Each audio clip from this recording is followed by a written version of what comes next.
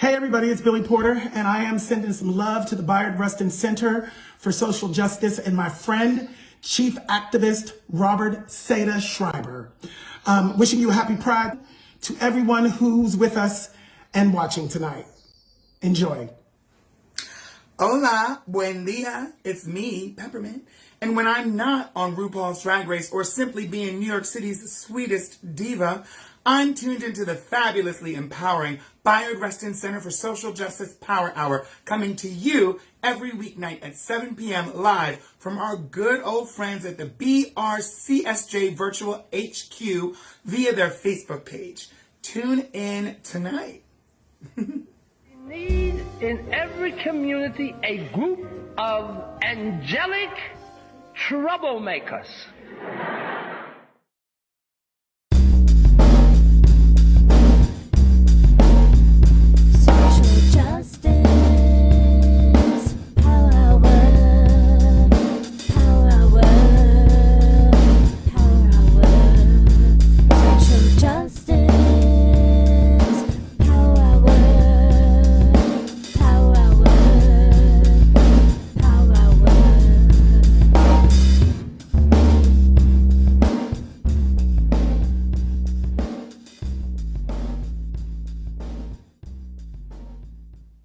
Good evening to our friends on the East Coast. Good afternoon to our friends in the West, and good in-between time to our friends in those in-between spaces. Welcome, welcome, welcome, my friends. Welcome to the Social Justice Power Hour. Welcome to the virtual headquarters of the Bayard Rustin Center for Social Justice, taking place here on the Power Hour.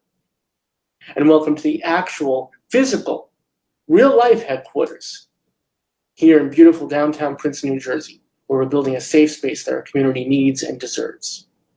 My name is Robert Martin Seda Schreiber. I am the chief activist here at the center and your host for this evening, as I have been for the past 2 years plus, over 600 some odd shows, many of them very odd indeed. And I want to welcome you again and thank you for being with us, both literally and figuratively. We are now, as I said, over 600 shows strong in this Power Hour. We've been here every single freaking weeknight since the pandemic started. Can't stop, won't stop. Haven't missed a night, haven't missed a beat. We'll continue to be with you in virtual communion here on the Power Hour. But as we build here at our physical headquarters, we want to take a little time, especially with Pride coming up. We want to make sure that we can be here for our community. So I'll be showing you special, wonderful conversations and concerts and happenings and events that have taken place here in the Power Hour. So please do enjoy these really special replays, rebroadcasts, throwbacks, meaningful moments, powerful performances. We hope you enjoy it all. And we hope that you will support the center so we can continue to bring you this virtual programming and this actual wonderful programming here.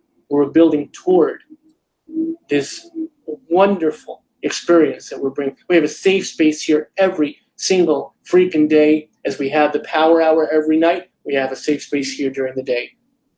So please do support the center, whatever is within your means and within your hearts. We sure do appreciate it. But enjoy the show tonight. Be back with us here at the Power Hour. Come visit, drop by the center here in Princeton, and make sure, most especially my friends, saving the best for last, please do come out for Pride. Pride 22. Back together in community, hitting the streets, boots in the ground, high heels in the dance floor. We have an incredible array of folks coming out. We have our queen, Miss Sissy Walker. We have Pride puppets, 10-foot tall icons of history. We have our flag bearers, Gabriella and Rose. Wait till you hear their stories. We have our Pride poet, Michelle Brown, coming out of Detroit, to talk about Juneteenth. We have our Pride Vice Pres, Mike Hotpants, coming out of retirement to show us he hasn't missed a day of legs since he came out of retirement. We have our Pride icons, Chet and Frank, and we have you. We also have Alan from Sesame Street. That's right, coming out from Hooper Store to Nassau Street, all the way. Please do join us for Princeton Pride 22, June 18th. Come march with us in solidarity and dance with us in celebration. But whilst we wait for that, here is our Power Hour still coming at you strong. So thanks for joining us tonight. Thanks for joining us in community. Thanks for being a part of what we do and how we do it with style. Enjoy the show, y'all. I'll see you on the flip side to say goodnight. But tonight is something special.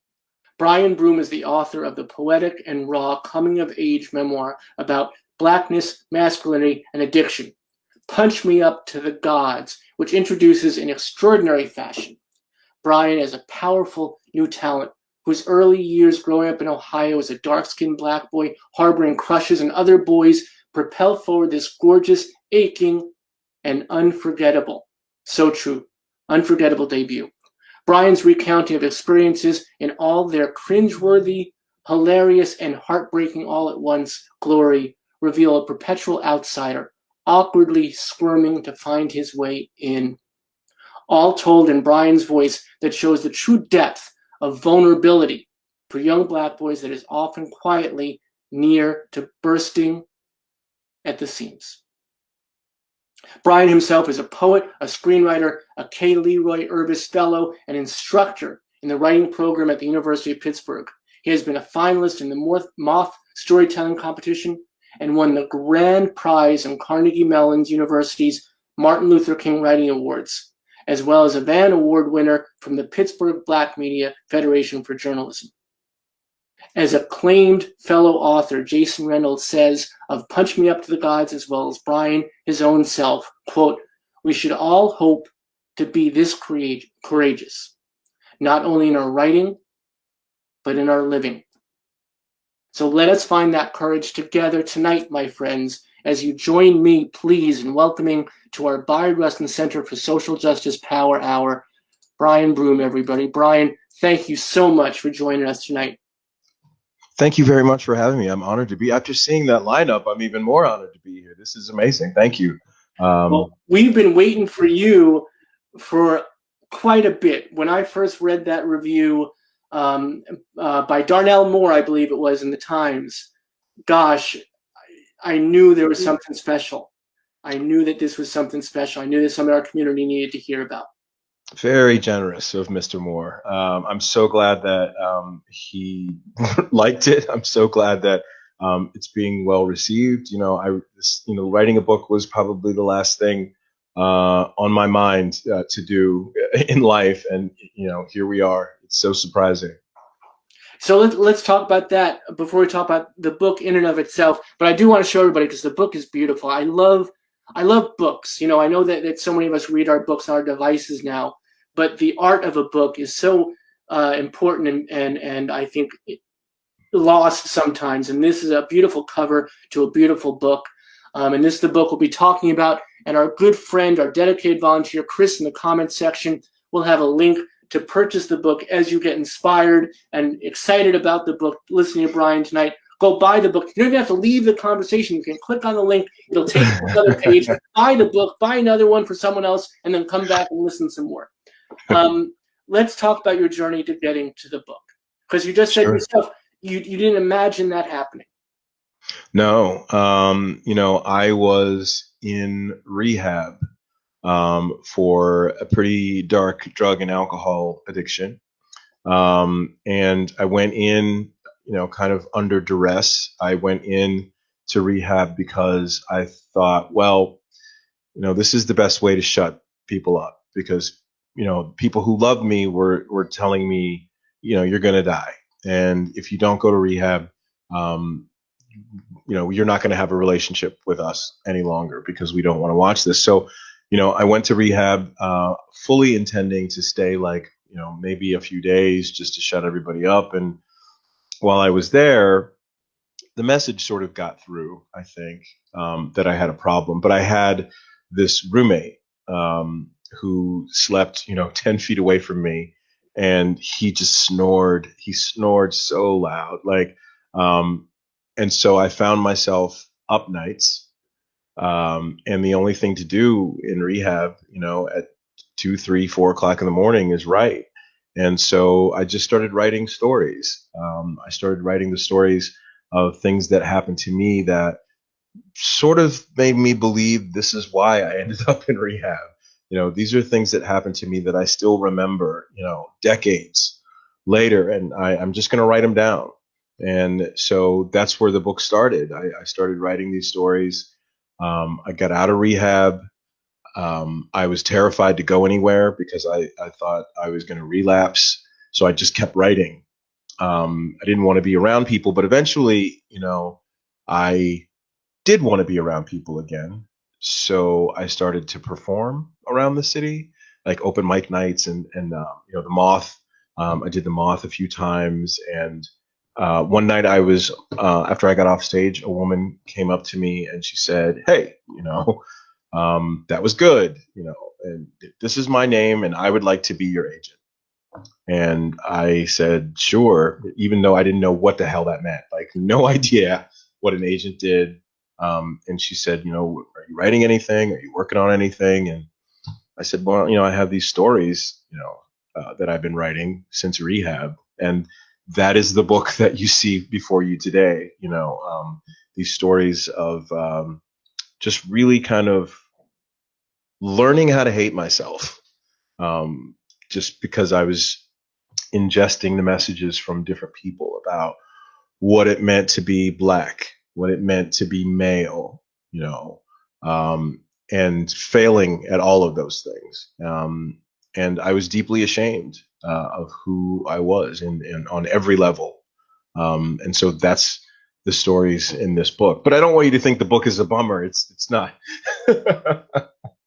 No, it's actually that's one of the things I really want to get to and spotlight, especially for our community that hasn't read it, and you will. There is this incredible streak of it's just funny. I mean, I mean, the word is funny. There are some words you try to find a grander word for it, but it's just funny. And Yeah. How did you find that? Because that's the rarity in this kind of story. When you talk about all the heavy themes that you just mentioned, the shame and the addiction and all of the violence that's inherent. But then there's this thread that runs through. How did you find that, or is that just something that's inherent in who you are? Well, I think a little bit of inherent in who I am. I'm hilarious, first of all. Everybody should know that. And also, everybody has a story. I think everybody has a story that when it happened to you, it was just so devastating. And you didn't think you'd live through it.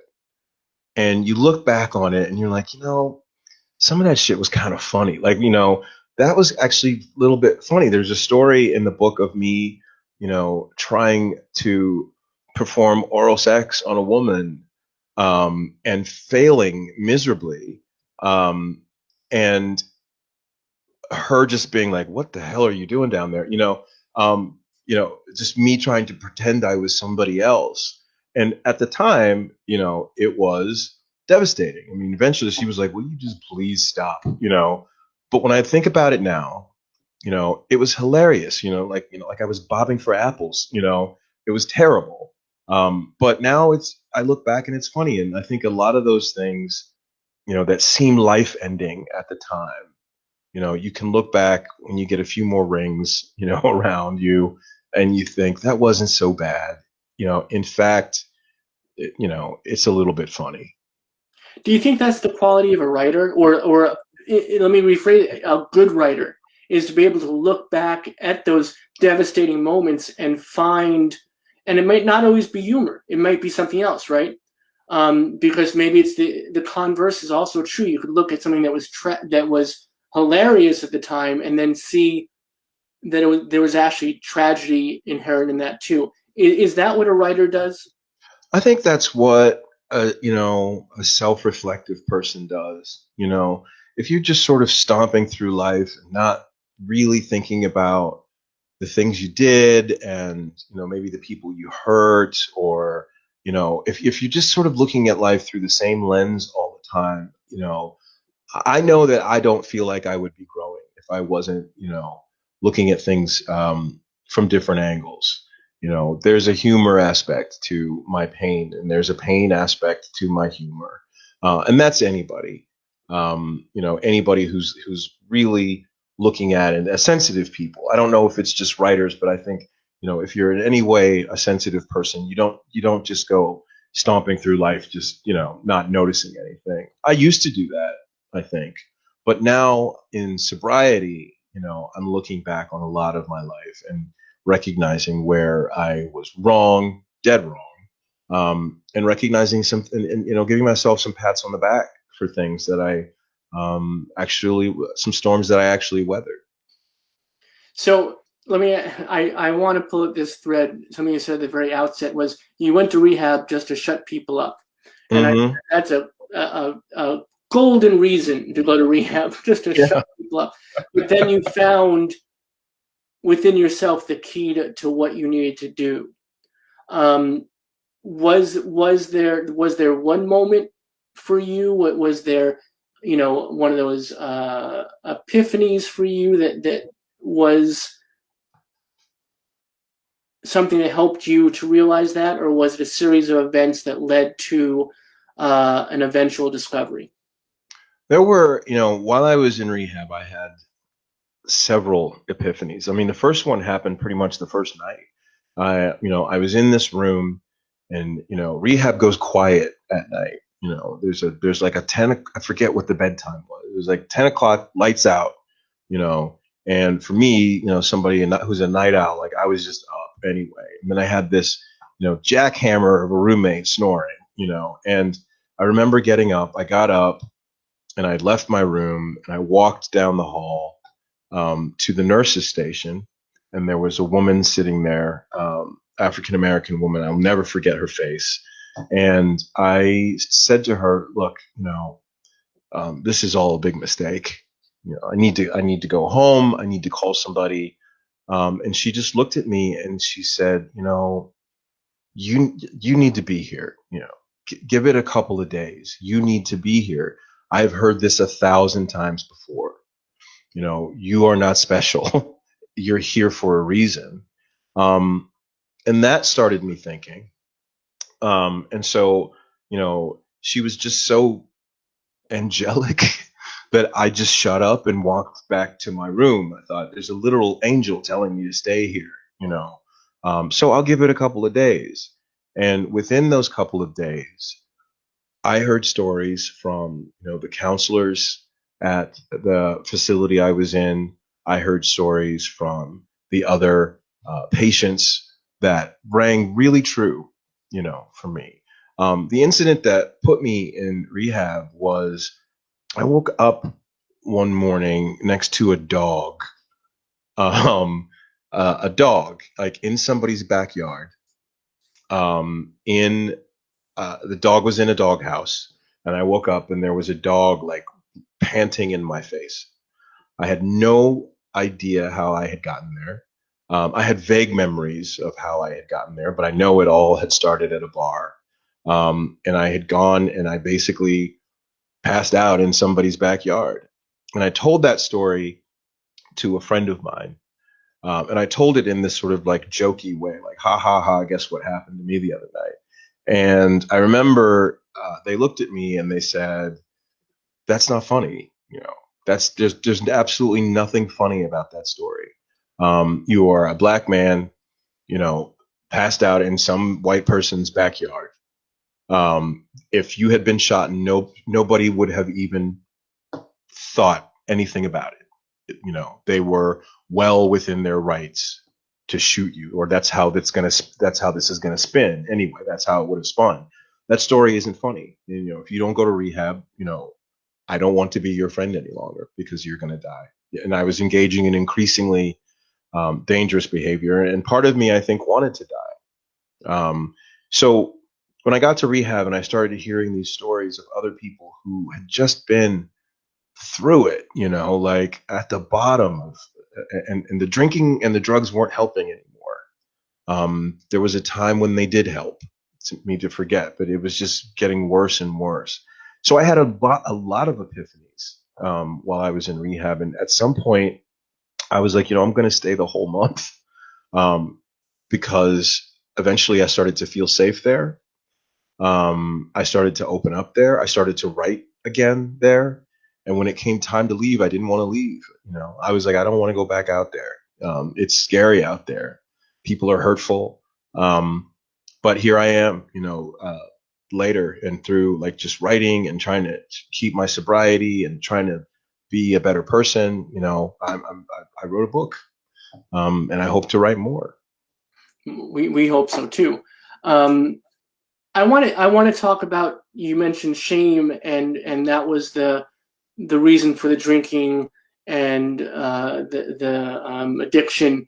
But before that, it interests me, and I so appreciate you sharing with our community, our viewers tonight, how honest and difficult this must be to talk about. The rehab process, part of it is what that angelic nurse said to you: you're not special. So how does one get deconstructed like that? Because that's the process, right? You have to get deconstructed. Where does the building back up happen? Does it happen during rehab? Does it happen after rehab? Is it a combination thereof? It's an ongoing thing. I am still a mess. Let's just be real. And it happens day to day. I'm fortunate to have people in my life who want to see me do well, and they help. But sometimes it's just a matter of taking myself to task, recognizing my strengths as well. They start the building up process in rehab, but they can't finish it for you, and I doubt that it's ever finished. In life, you're constantly trying to get through it, particularly for minorities and queer people. I mean, it is difficult to go out there every day and just face this culture. So the building up happens every day. When I wake up, I kind of start from scratch every day, and I learn something new, I think, every day, and I try to listen every day and just be a better person and to love myself more. I know that's a cliche. People say, love yourself, but I don't really know how to do that, except for the one way we all know how to do that. That was a dirty joke. I hope I liked it. I approve. Okay. But really just allowing yourself to be and to take up space as you are is revolutionary, and that's what I'm trying to learn, just day to day. And I forgive me, and if I'm going too far or I'm overstepping, please slap me down. But is there also in this process a necessary narcissism is the wrong word, but a self-centeredness that you have to survive it? And if so, how do you pull yourself out of that? And as you said, to listen to others and to be present for others. And it's an ongoing process, so you have to strike that balance, right? Right. I mean, addiction in and of itself is a self-centeredness. I mean, there are different reasons why we center ourselves in addiction. Sometimes we just have to protect ourselves from trauma, or from other people. That's a certain kind of self-centeredness. What I've learned is that there is no me without other people. Without it's not just me. It's difficult to explain, but there is a certain kind of like self-preservation involved, a certain kind of pep talk that you have to give yourself every day. But in some strange way, the less you center yourself, the stronger you are. Sometimes.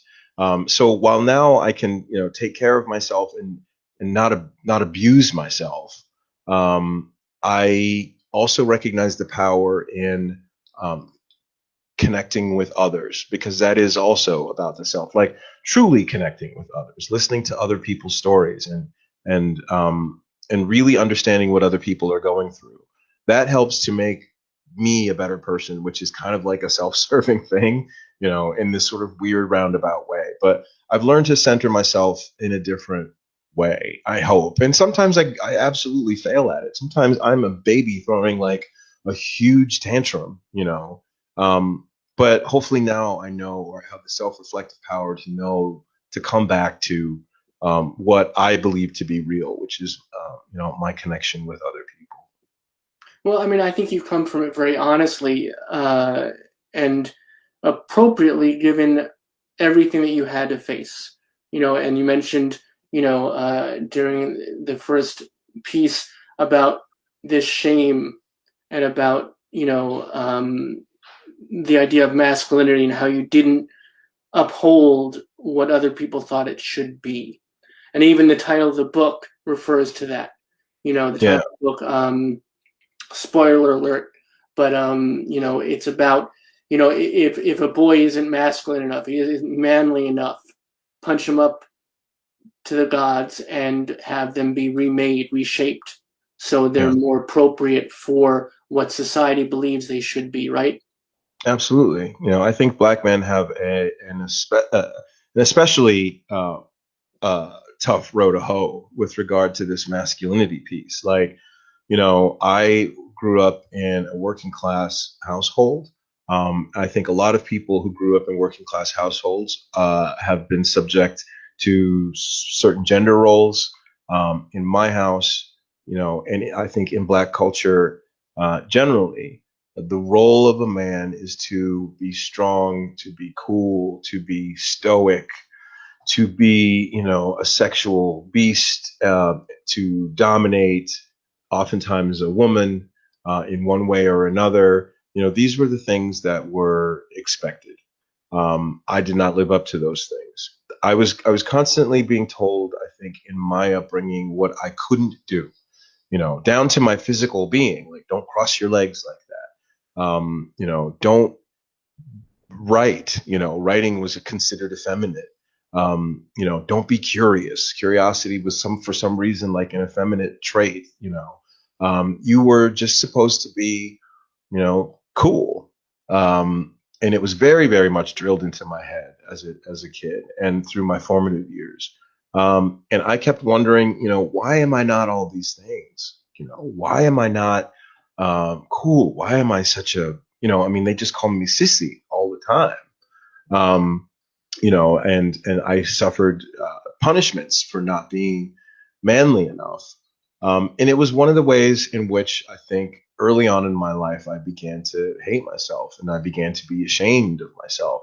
You know, I think even before I knew I was gay, it was all about, you know, this idea of being a sissy, you know, or being weird. You know, I liked to do cartwheels and back handsprings and all this stuff when I was a kid. I liked cheerleaders. I didn't like football, you know.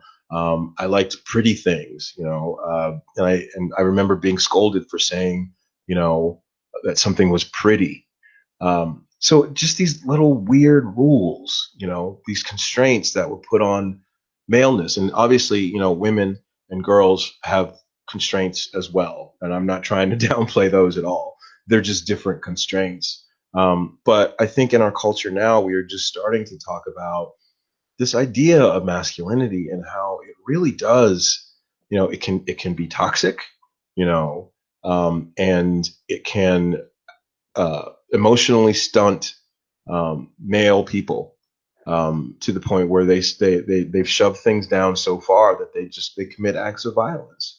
And I'm glad that the conversation is starting about these kinds of things, and I hope that my book adds to it. And that's the fear you must have had. And forgive me for assuming, but just listening to you talk now, there must have been this apprehension. How is this going to be accepted? How is this going to be heard? How is this going to be read? How are people going to take this in? Is this going to read the way I intended it to? Um, you know, it's really weird. Like when I was writing the book, I was so focused on like kind of getting my own words on the page and my own feelings on the page that I didn't think about it. I didn't think about it, how it was going to be received, you know, and I didn't think about it until May 18th, when the book came out. And I was like, oh shit, this is really happening. Like people are going to read this. are some things, quite frankly, in the book that I'm like, oh my God, why did I put that in there? But it's out there now. It's kind of late to try to recall it. How people receive it is how people receive it. I hope that, it manages to make some people think. Maybe some people are going through the same thing in their life of, sort of pretending to be something that they're not. Or maybe they know somebody who's in that space, or maybe they're suffering from addiction or know somebody who's suffering from addiction, or shame or just whatever. I don't read reviews or anything like that because, I don't read them when they're good. I don't read them when they're bad. I just don't read them. I read that one from the New York Times, though. That was a blessing because people kept shoving it in my face. But, it was wonderful. But, I am still scared of how, to a degree of how it will be received. But on the one hand, I don't really care either. The title of the book is Punch Me Up to the Gods, and Punch Me Up to the Gods in and of itself is a kind of a challenge. It is a battle cry. Like, go ahead and keep punching me. I don't care. I will come back the same way I was before you punched me. And so I hope to be able to embody that title, in the way that I live my life. That's what I love. And I want to show everybody the book again, just because I want to make sure that everyone's aware. Chris, our wonderful volunteer, has given me the link in the comment section. And you can, again, purchase the book and not miss a moment of the conversation. So win-win. But this is the great book, Punch Me Up to the Gods. I love what you just said, about my earlier question, the idea of punch me up to the gods and be remade and reshaped because you're not appropriate, because you're not what people expect, because you're not what you should be. And what you just said was so beautiful in that you're never going to be changed. You can punch me up all you want. You can punch me down. I'm going to be here. I may not always be standing, but I'm going to be here. And when I get up, I'm going to be the same. Yeah. And that's why, it's kind of like a rewording of something my father used to say. He was a big proponent of, like, I brought you into this world, I'll take you out, kind of parenting. And we titled the book that because, it's not all gloom and doom. There is hope. You just have to try to find the intestinal fortitude to stand up after the punches. It's a thing that's asked of, Black people and queer people and, trans people. It's for some reason that these things have been thrust upon, these groups of people. And, hopefully you have people who love you, who will help you to stand up after these various punches that the culture wants to, throttle you with. So how did you find the concept of these multiple voices, multiple characters in the book? Well, let's see. One of them, I talk. There's a chapter on my mother in the book, and I just interviewed her. I cheated. I just went straight to her and, like, asked her a bunch of really personal questions about her life, which, surprisingly enough, she was able to, or she was willing to answer. But as far as, like, different voices, like, I speak as myself, from different ages, from when I was less enlightened about things. I speak, from the viewpoint of, a couple different people. I try not to create villains and heroes. Villains and heroes. I've said this before, but villains and heroes are good for, like, Marvel movies, like Captain America, and those things make for exciting narratives. But in real life, how many real villains and heroes, do we have, in our daily lives?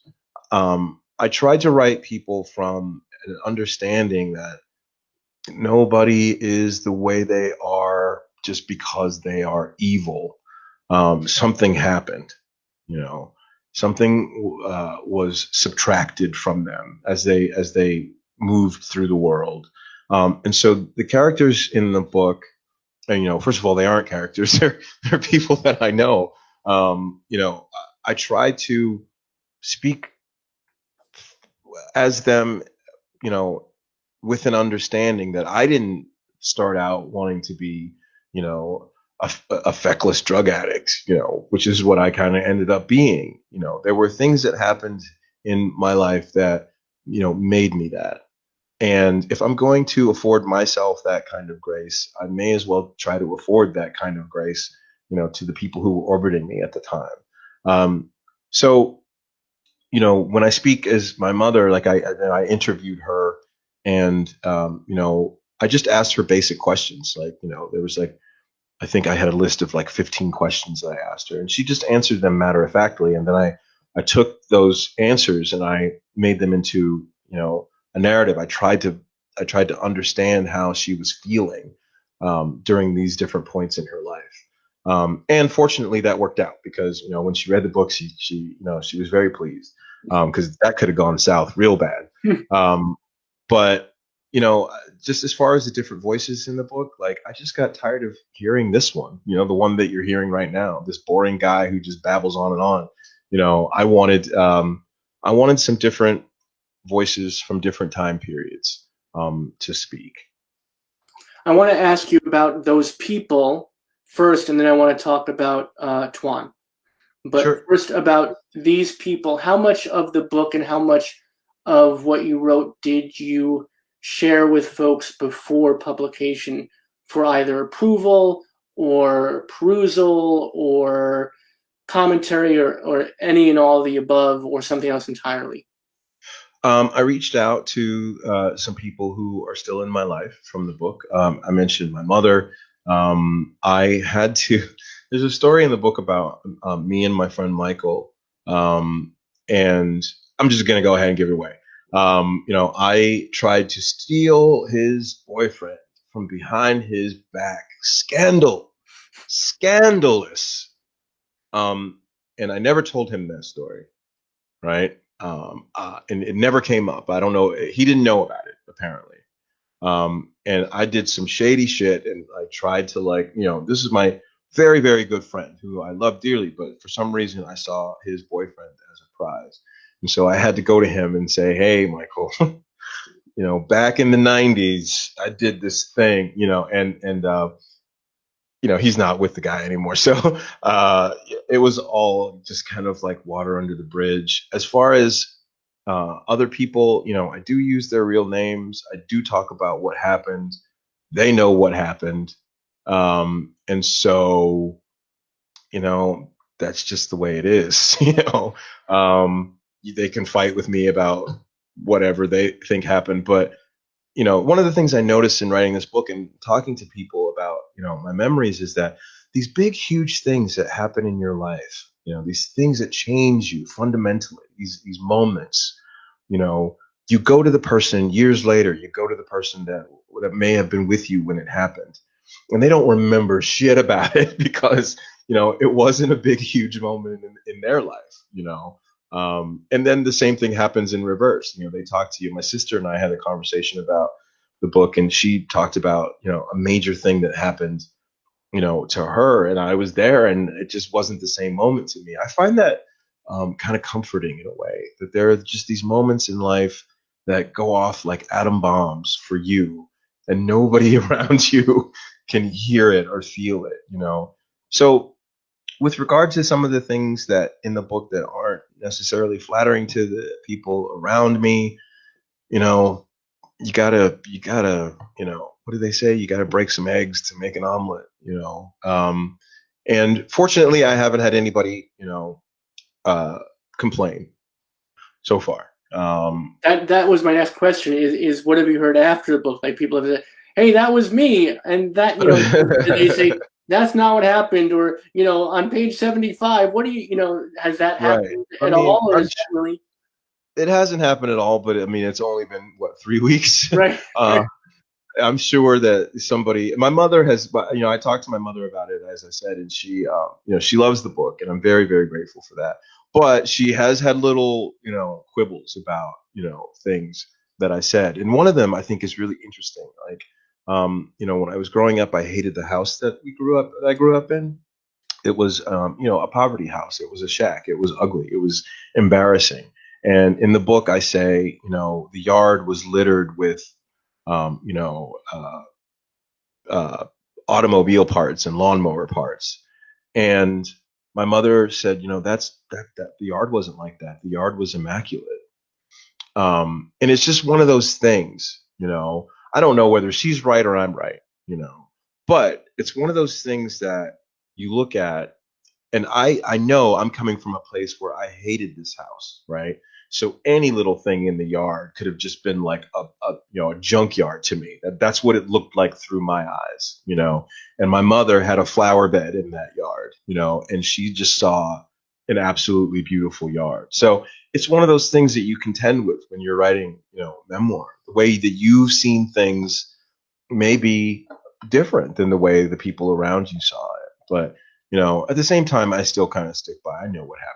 I know who did what. I know where the bodies are buried. Did she express hurt, or was that painful for her that you didn't recognize this flower bed, what she was trying to do? Because there's probably some semblance of both of your visions that in between lies the truth. She didn't seem hurt. Although she may have been. My mother's not one to, show being hurt. She didn't seem hurt. But she did feel, I think she just wanted me to know, I think she just wanted me personally to know that it wasn't all ugly. There was a flower bed in that junkyard of a yard that you saw. I was trying, and, we had a good moment around that, so the more we talk about it, every once in a while she'll ask a question about something that she didn't know. The thing about my mother, I was talking about the book with my mom and my sister, and my sister was saying, I feel so bad about some of these things that happened. And my mom said, I do too. And that's like the last thing I want, it's the very last thing I want, was to make my family feel bad. But I'm like, this is all melted snow now. This is all, a part of what has made me who I am. So please don't think I've written this book with animosity in mind. This is just my upbringing, and nobody can save anybody from everything. And that's the other part is, and forgive me, I just one last question about your mom, because I find it fascinating that there's so much difficulty here. There's so much pain. There's so much anguish that you face. There must have been things that she was not ready for, that she was not able to process. Out of everybody, I think that this may have been the most difficult journey for her to take, to see it all spread out like that. Yeah, I mean, this book made my mom angry. It made her cry. It made her laugh. And through all of that, she is the main person who knows, like, this isn't a character, This isn't a character in a fiction narrative. This is my son, and he went through all of these things. But, she was here this weekend, and we just had a great time. I spent an hour in a Talbot's because I just couldn't get enough of her, The woman that I knew growing up, or the woman that I thought I knew growing up, is not the woman that she is. It took a long time for me to recognize my mother as a human person, as somebody who was not put here to be my mother. She had a girlhood. She had an adolescence. She had a young adulthood. She did things. She had dreams, that some of them went unfulfilled, partially because of the fact that I was born, and that she had a family. She was a whole human being. I think a lot of us come to those realizations late. Your mom is not just your mom, and that's not her only job, and that's not her only purpose for being here. And now, at this late stage in my life, I'm actually recognizing my mother as a whole human being, who really went through the range of emotions in raising me, and tried to and tried the best she knew how, did the best she knew how. as a parent. And now, I think she's doing the best she knows how as a friend of mine. Although she still does some parenty things. That's such a beautiful thing to say. I just want to spotlight that. She did the best she could as a mother, and now she does the best she can as a friend. I think that's glorious. That's such an important moment for you, I'm sure. Yeah, my mother told me openly, like, she couldn't read everything. There were some parts that she had to skip through. There were some parts that got kind of sexy that she didn't want to know about. Nobody wants to know that about their kid. But one good thing about this book is that it has opened up avenues of conversation, not just with her, but with my whole family, about, where I was all those years that I was away, because I was away for a long time, when I was in active addiction. I did not call home much. I did not visit home much. And now that the book has come out, we're setting up like times to visit and little vacations and things like that. So it's a good thing for more than one reason. Well, I want to credit this to Raquel Willis, but I'm not sure. So I put a caveat, an asterisk next to it. But I think she was one that said, the coming out process is not the right terminology, is not the right wording. It's really a letting in process. And I think this book is the epitome of that. I think that everything you've been saying tonight is exactly that this book is really a coming out for you in so many ways, right? But in the process, there's this wonderful piece for you that you're letting all these people back in. Yeah, when I first came out to my mother, she was not receptive. She is a Southern Black woman who believes in her Lord and Savior Jesus Christ. And I don't really know how she navigates that now. I don't know if she compartmentalizes it, or if she's just decided that her son is all right. But whatever it is, that's her thing to decide. All I know now is that I can talk with her openly about my life, about my experiences, like who I'm seeing, who I have a crush on, like all these things, for the first time. And that's a good thing. Yeah, that's a beautiful thing. And really, if I may say, congratulations. That's wonderful. Thank you. So let's talk about Tuan, because this is another part of the book that is so important, pivotal in the storytelling of it. But again, it's that idea that you found this other voice. And was there, did you have the reason to do it? Was there a reason to do it, or did it just happen naturally as you were writing? Did this character erupt from the page, from the letters you were writing? Did Tuan come about fully formed, or did you feel like, I need a way to access this feeling or this moment or this person, or, it can't be me. It's not me. Yeah. So here's this for the readers. Yeah. Tuan came about. Tuan is a real person. The story about Tuan in the book is a real story. He's somewhere out in the world. I don't know if he knows, that a book has been written, with him as a pretty major character. But he is a little boy that I saw on the bus. And when I was taking the bus one day, and when I saw him interacting with his dad, I was immediately drawn to them. His father, Tuan, is a toddler, for those who haven't read the book yet. He is, I don't really know how old kids are. I have no idea how to age children, like 2 or 3 maybe. But he was young enough to not have mastered walking very well. Maybe 1, I have no idea. But he fell down on the pavement at the bus stop. And I was really taken with how his father reacted to him falling down and crying. His father's response was not to soothe the child, but to immediately, tell him to stop crying. and to man up, as it were. And I decided, well, I'm going to sit next to them on the bus, and or near them enough so that I can watch their interactions, because it just immediately reminded me of how I was told, what not to do, and it was starting at such a young age. I thought, I wonder where this is going. And so I watched, like a real creep. I watched this man and his child, interact on the bus, and I took notes. And he just, little Twan just represented, me and so many other Black boys who go through this process of masculinization, very early.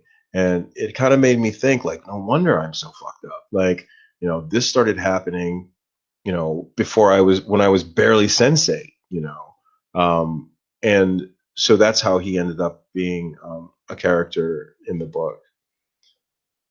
It seems to me like that interaction being triggered is not strong enough. It's like it would be a full battleship arsenal for you to witness that and hear that. Sorry, it was strange, when he fell, there were other people at the bus stop. There was a group of women. Everybody is Black at this bus stop, and there were women.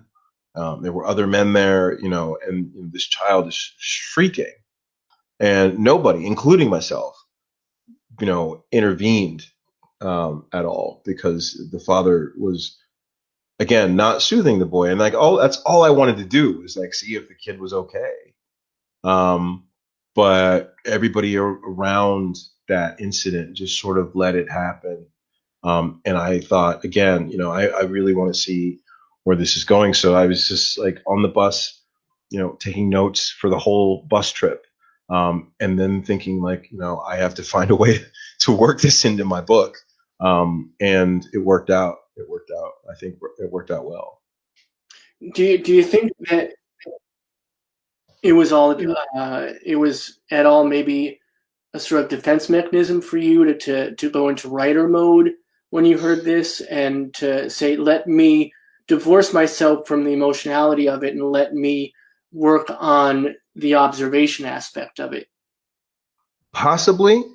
Possibly. I think that I invested myself so much in what was going to happen. It was like I didn't know if the father was going to like yell at him or punish him or do. I had invested myself so much in what was going to happen to this child that it was like it was going to happen to me.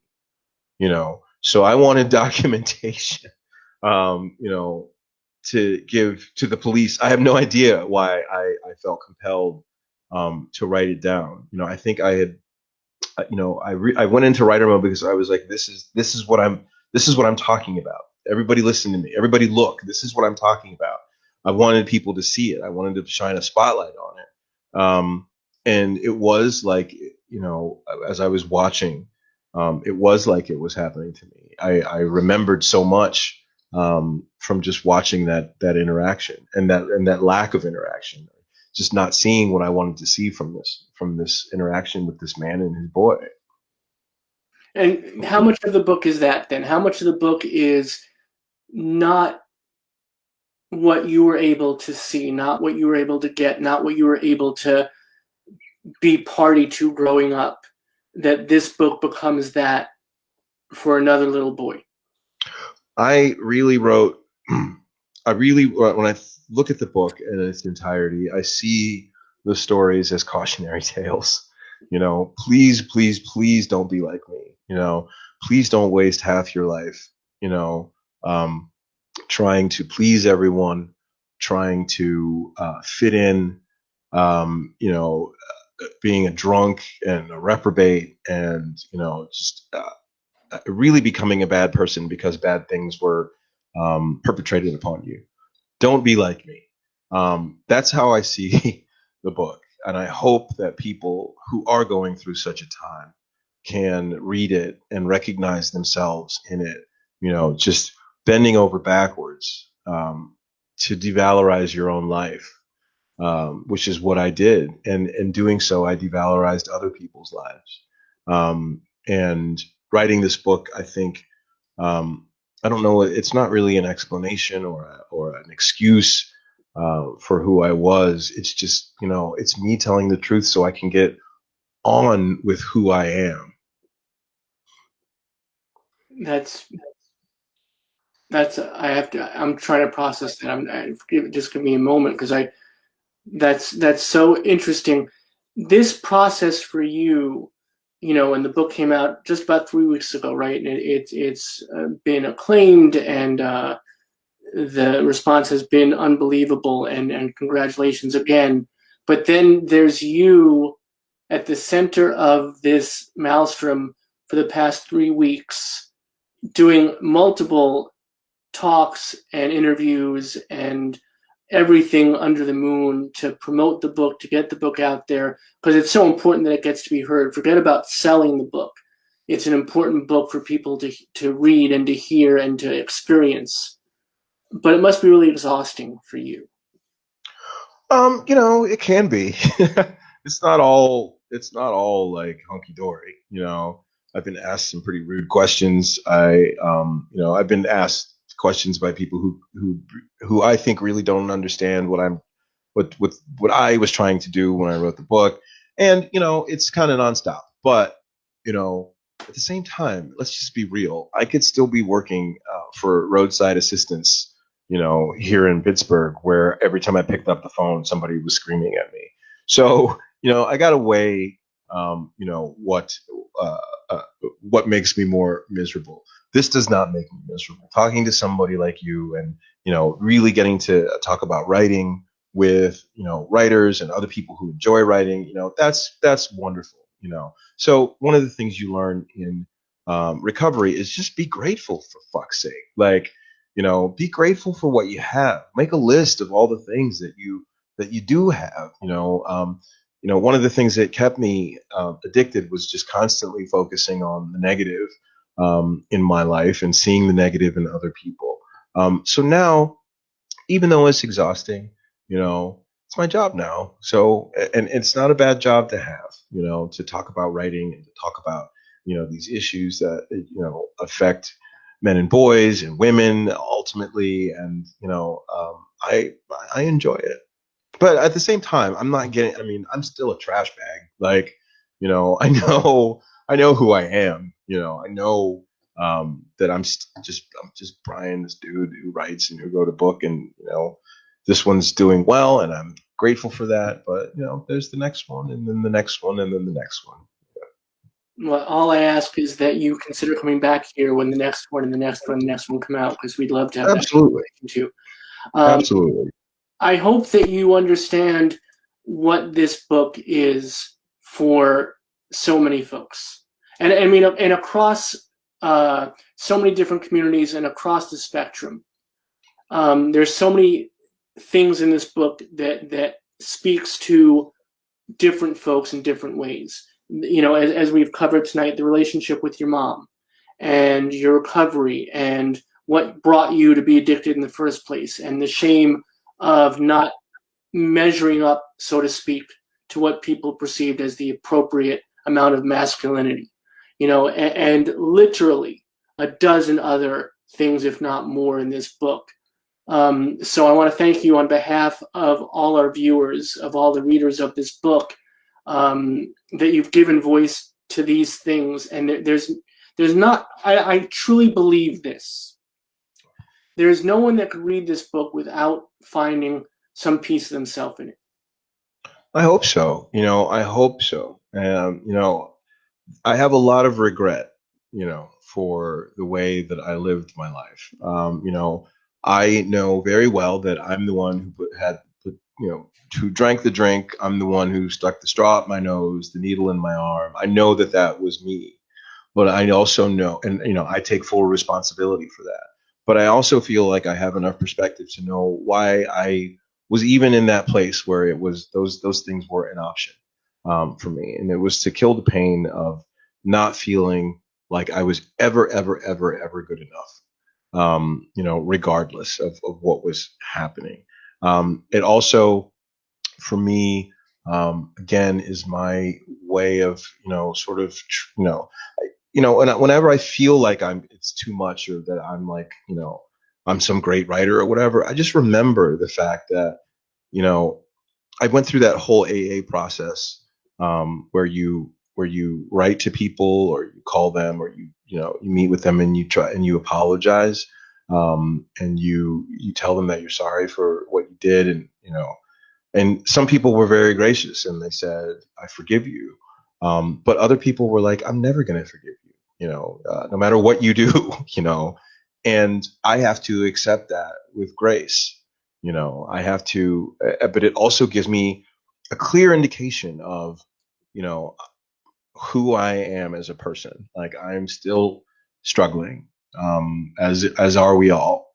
And so I hope the book delivers that message that, we're all kind of struggling, and maybe we can just kind of be a little bit kinder to one another, and, and not judge each other so harshly. Again, that sounds cliche, but that's what I hope the book does. And I hope that everybody can find something in it, that helps them to come to a greater understanding about the culture and the world that we live in. And we thank you for sharing that gift with us. And we thank you for tonight. Tonight's been everything I had hoped it would be, and I hoped for a lot. So you well done, my friend. I was very excited, and this has been wonderful. Thank you for sharing so openly, so honestly, difficultly at times. It's a journey that is extraordinary, and we appreciate you sharing with us. Thank you very much for having me. It was a pleasure to be here. All right, be well, my friend, and best to your mom. Yes, I'll tell her. All right. So that's Brian Broome, everybody. This is the book that we've been talking about this evening, Punch Me Up to the Gods by Brian Broome. We have the link right in the comments section. Here it is on your screen as a chyron, as they say in the business. Thank you, Chris, for giving us that link, and please do click on it. Buy a copy for yourself, buy a copy for a friend, buy a copy for an enemy who will become a friend. Make sure your local library has a copy too. As much as we want you to buy the book and support Brian, it's really important that our libraries have these books, because some folks can't afford to buy books, and their libraries are a conduit to hear these voices, to read these stories. And this is one that should be there. And we've been talking a lot tonight about this review by Darnell Moore in the New York Times. And I just want to leave you with this quote from it if you're still unsure about whether or not this book should be on your bookshelf. This is what Darnell Moore says, who is a brilliant writer in his own. There will come a day when some black child will have read Broome's masterwork and possibly commit to staying alive because of Broome's words. They will tell him that Punch Me Up to the Gods is a testament to the insurgent and ineradicable power of black queer being. That it reveals that black queer men are our own best creations. That's Darnell Moore talking about Punch Me Up to the Gods, and no better words than that to leave you with. I want to thank Brian for this extraordinary conversation tonight. I want to thank all of you for bearing witness to it. What a beautiful moment shared. What a wonderful conversation we had. What virtual community that we built here on the Power Hour. And as I said, here at our physical headquarters, our safe space in Princeton, New Jersey. Please do always know that Power Hour is here for you, 7 p.m. Eastern, 4 p.m. Pacific. And our safe space here in beautiful downtown Princeton, New Jersey is here for you every day. We got you covered day and night. Please do support the vision and the mission of the Bayard Rustin Center for Social Justice. We sure do appreciate and do need your support to continue our virtual programming here at the Power Hour and our actual real-life programming here at the Bayard Rustin Center for Social Justice headquarters, our safe space, our community activist center, our educational bridge here in Princeton. And please do come out for Princeton Pride, y'all. June 18th. We look forward to seeing you there, marching in solidarity and dancing in celebration. Look at all those great folks you'll be with including Alan from Sesame Street. So don't miss it, y'all. We'll see you soon, either here on the Power Hour or here at the center, as I said, in beautiful downtown Princeton, New Jersey. My friends, do join us every single freaking weeknight here at the Power Hour, and every single day we'll be here as a safe space for you at the Bayard Rustin Center for Social Justice headquarters. So until soon, my friends, much, much, much love and respect. Be good to each other. Be good to your families, chosen or otherwise. And most especially, my friends, please, be good to yourselves. You need it, and we need you here with us. We need in every community a group of angelic troublemakers.